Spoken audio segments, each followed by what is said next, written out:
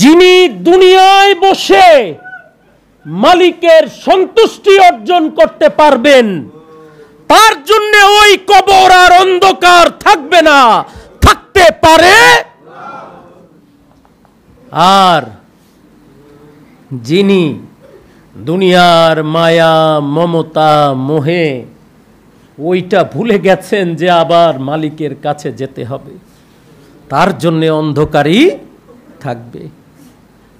আমার আশিকে রাসূল ভাই ও বোনেরা, এমন একদিন আসবে যেই দিন আপনি আমি কেউ পার করে যেতে পারবো না। এমন একদিন আসবে যেই দিন সবাইকেই ওই দিনটা ফেস করতে হবে। হবে না হবে না? হবে না হবে না?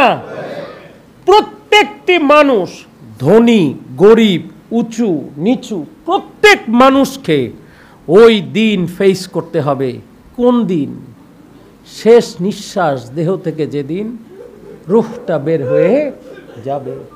মৃত্যুর এই স্বাদ প্রত্যেক মানুষকে, আপনাকে আমাকে করতেই হবে।